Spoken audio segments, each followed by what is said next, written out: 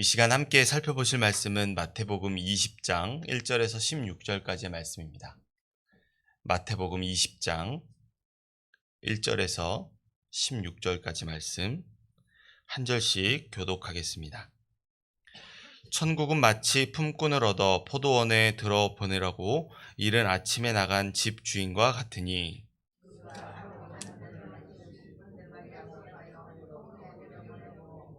또 제3시에 나가보니 장터에 놀고 서 있는 사람들이 또 있는지라.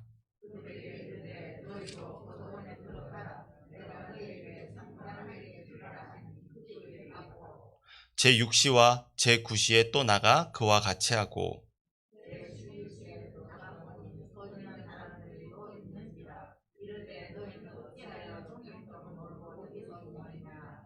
이르되 우리를 품꾼으로 쓰는 이가 없음이니이다. 이르되 너희도 포도원에 들어가라 하니라.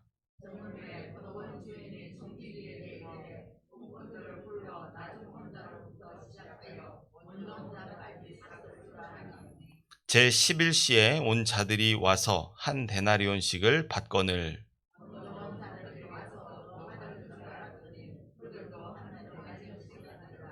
받은 후 집 주인을 원망하여 이르되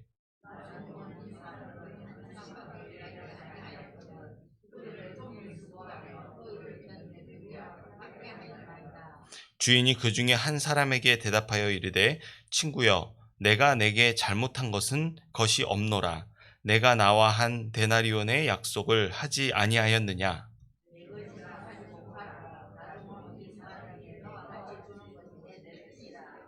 내 것을 가지고 내 뜻대로 할 것이 아니냐. 내가 선함으로 내가 악하게 보느냐.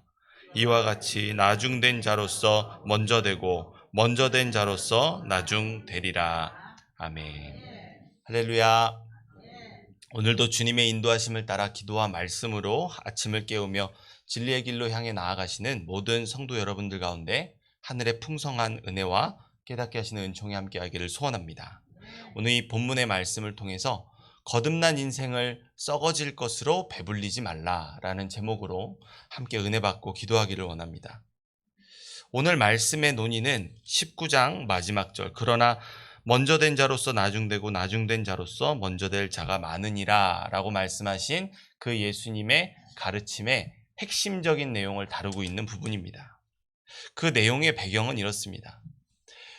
죽음에서 부활하신 예수님께서 믿음의 반석 위에 교회를 세워주셨는데 그 교회에 찾아온 위기는 세상의 핍박이 아니었습니다. 오히려 예수님이 곁에서 보고 듣고 배운 바로 제자들의 죽음, 다시 말해서 교회의 참 스승의 부재였습니다. 이런 혼란스러운 상황을 맞이했던 초대 교회에는 수많은 부류의 사람들이 있었습니다. 율법주의자들, 이방인, 노예, 귀족 등 이런 다양한 계층과 아주 다양한 모습의 사람들이 함께 공존했던 것들이 바로 초대교회의 특징이라 할 수 있습니다. 진리를 가르치는 사도들과 제자들의 부재는 곧 자연스럽게 하나님 나라는 얼만큼 일하면 얻을 수 있는 자격이 생기느냐라는 물음으로 나타났습니다.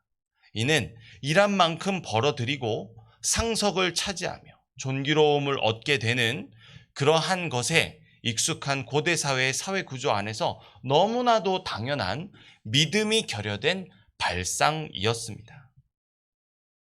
이러한 상황 속에서 예수님의 제자 마태, 다시 말해서 이 마태복음의 저자는 오늘 말씀을 통해 이전에 예수님께서 하셨던 이 말씀, 즉 포도원의 비유를 통해서 하나님 나라를 소유할 수 있는 자격에 대해서 명확하게 언급하고 이 공동체 안에 일어난 논란과 궁금증을 해소하게 됩니다. 그것이 바로 오늘의 본문의 말씀입니다. 오래 일한 사람은 많이 얻고 적게 일한 사람은 적게 얻는 세상의 방식. 여러분은 어떻게 생각하십니까?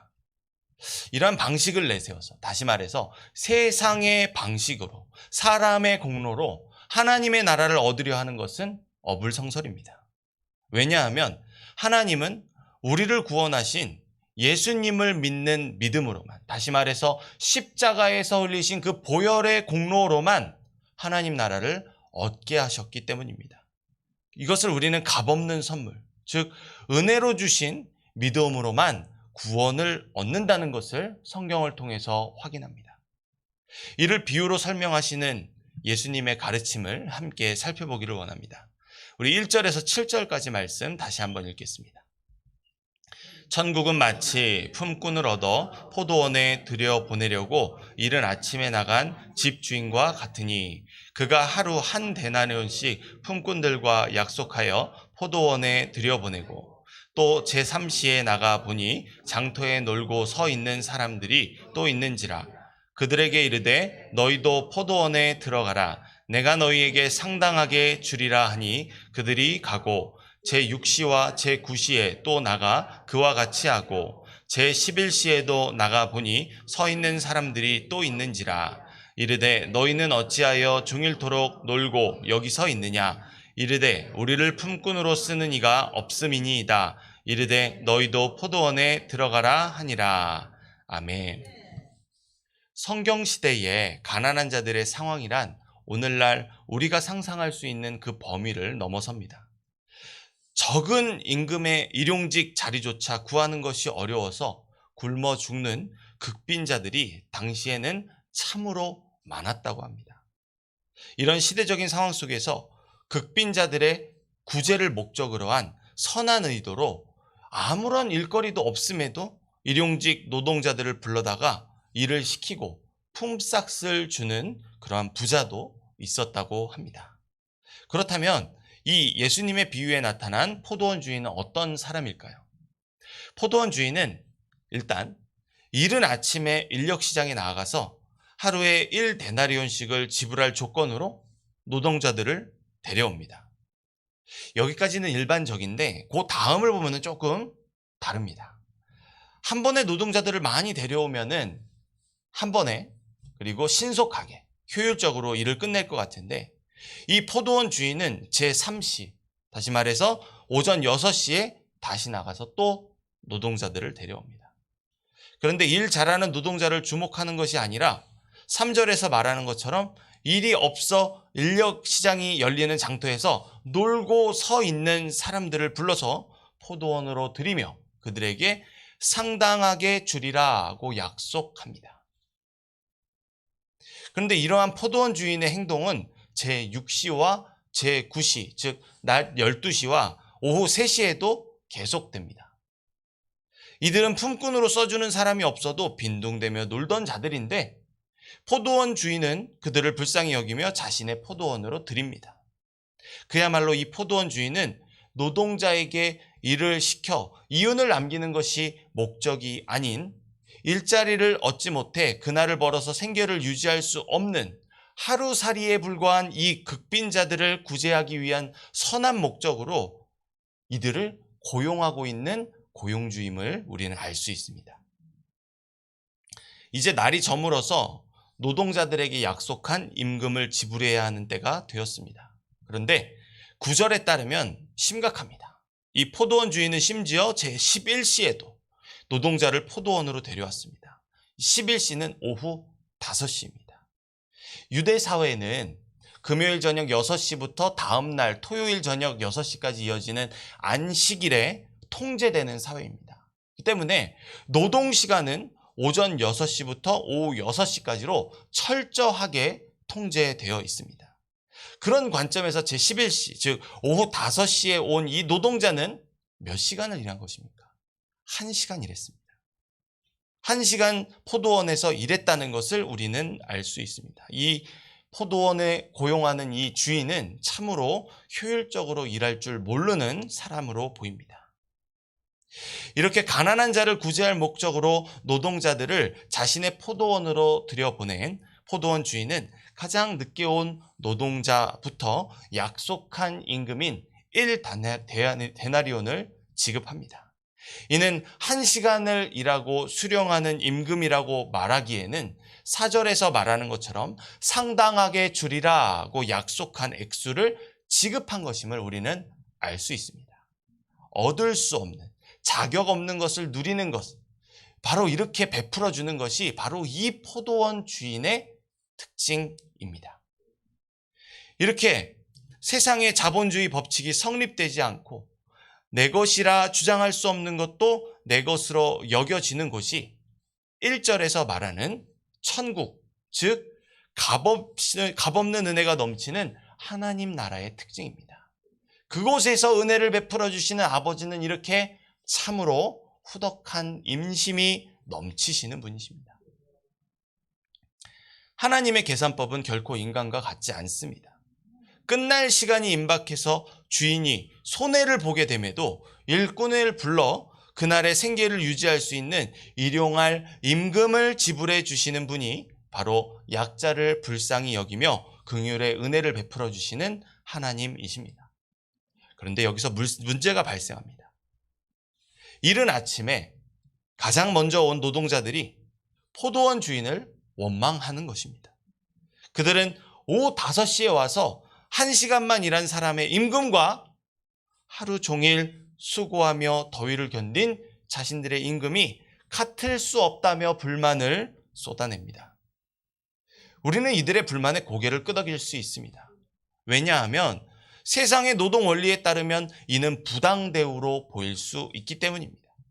그러나 이것은 세상의 원리가 아닌 천국, 즉 하나님 나라의 방식입니다. 세상의 보상 원리는 공로, 즉 자신이 얼마나 수고하고 기여하고 일했느냐 하는 것입니다. 하지만 하나님 나라의 보상 원리는 인간의 공로가 아닌 하나님의 절대 주권에 따른 은혜에 주어지는 것입니다. 할 일이 없어 인력시장에서 기다리던 노동자들을 포도원 주인이 택하여 임금을 약속하고 자신의 포도원으로 데려갔습니다. 자신들을 고용해주는 포도원 주인이 없었다면 일용할 양식을 마련할 임금을 얻지 못해 그날 당장 먹을 것이 없어 죽을 수도 있었던 것이 이들의 현실이었습니다.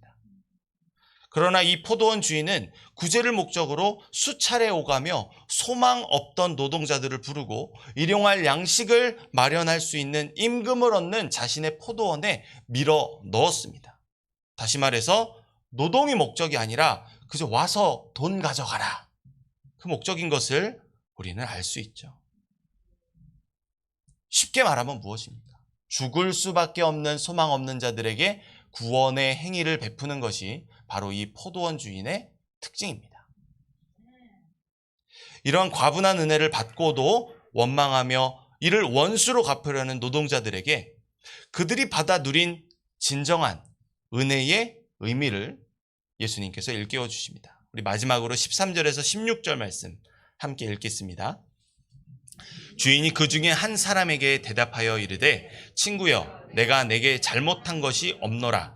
내가 나와 한 데나리온을 약속하지 아니하였느냐. 내 것이나 가지고 가라. 나중에 온 이 사람에게 너와 같이 주는 것이 내 뜻이니라. 내 것을 가지고 내 뜻대로 할 것이 아니냐. 내가 선함으로 내가 악하게 보느냐. 이와 같이 나중된 자로서 먼저 되고 먼저 된 자로서 나중되리라. 포도원 주인은 아침 일찍 인력시장에 나가서 데려온 노동자들에게 약속한 임금인 한 데나리온을 지불했습니다. 바로 이 점에 있어서 나중에 포도원에 와서 적게 일한 사람과 포도원에 일찍 와서 많이 일한 사람의 노동량에는 차이가 있을 수 있습니다. 이러한 노동량의 차이는 세상에서 당연히 임금의 차이와 그리고 높고 낮음의 기준이 될 수 있습니다. 그러나 천국에서는 그러한 기준이 성립되지 않습니다. 하나님은 많이 일한 사람이나 적게 일한 사람 모두 동등하게 대우하십니다. 누구는 상석에 앉고 누구는 서 있어야 하는 차등이 존재하지 않습니다. 이것이 바로 주인의 부름을 받아 포도원에 들어간 노동자가 따라야 할 포도원의 법칙이자 은혜로만 들어가는 하나님 나라의 조건입니다.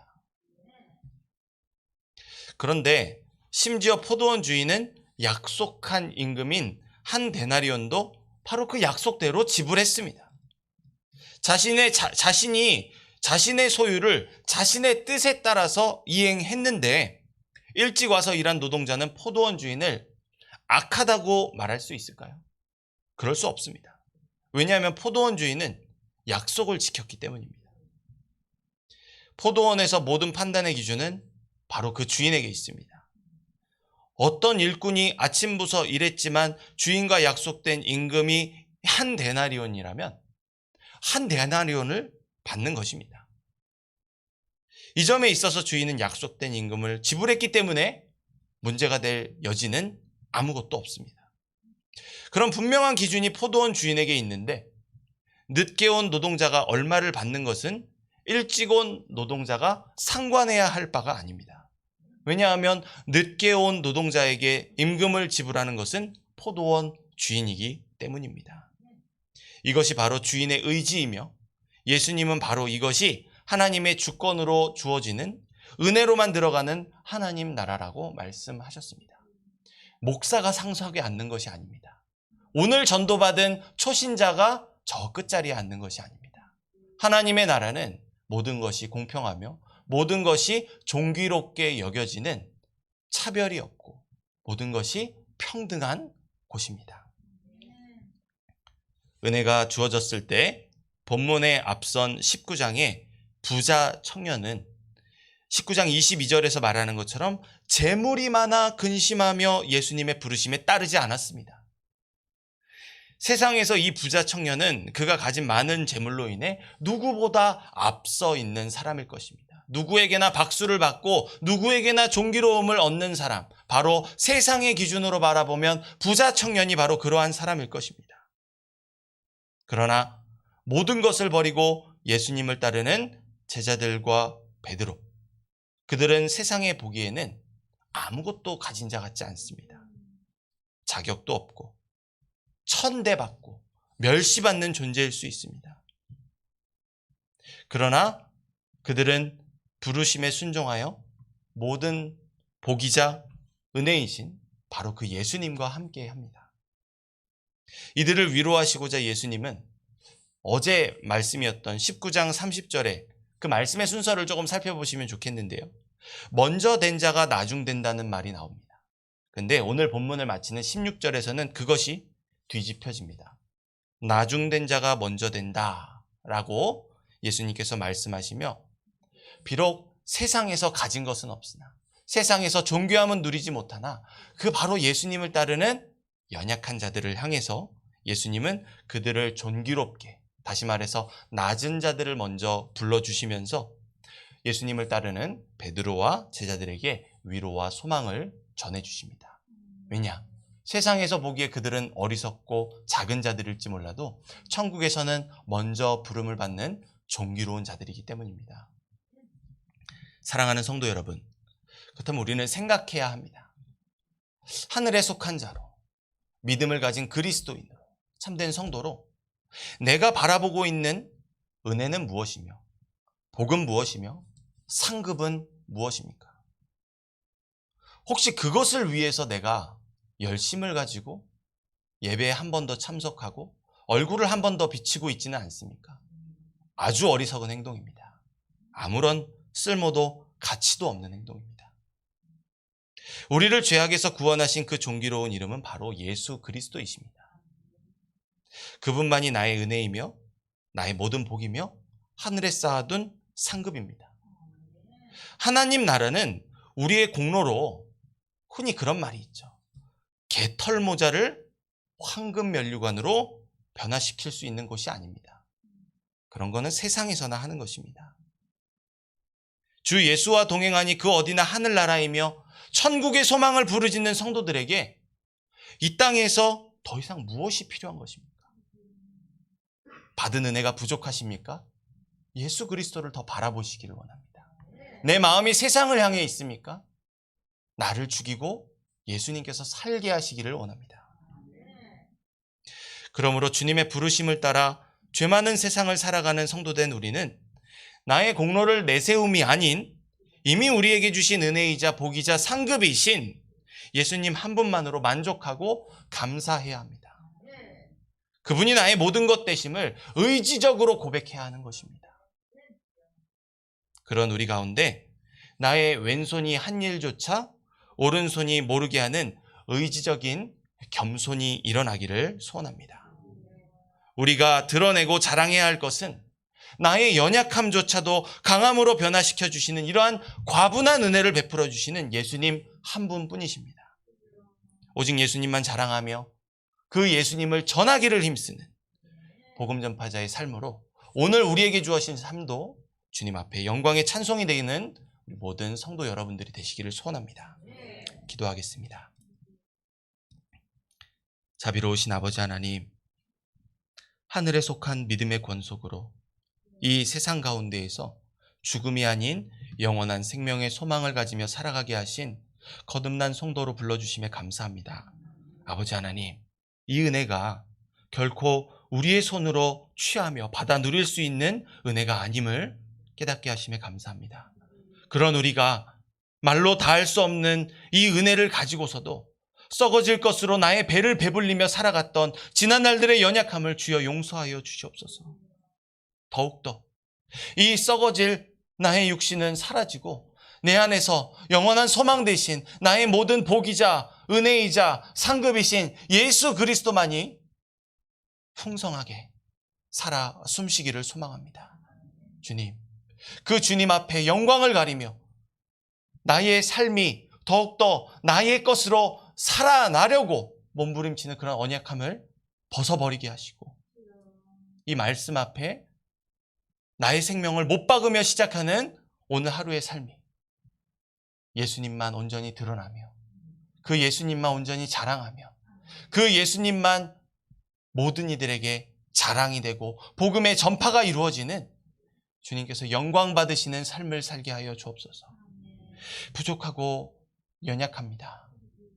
오늘 이 말씀에서 9시에도 12시에도 오후 3시에도 오후 5시에도 끝까지 찾아와서 나를 부르시며 나를 그 은혜의 주로 은혜 가운데로 불러주시는 성령님의 인도하심을 구하오니 아버지 하나님, 이 세상의 어둠에 속하지 않게 하시고 하늘의 영광의 빛 가운데 거하게 하여 주옵소서. 그러한 세상의 빛, 세상에 참된 빛을 비추는 삶을 살기를 다짐하며 나아갑니다. 감사드리며 살아계신 우리 구주 예수 그리스도 이름으로 기도합니다. 아멘.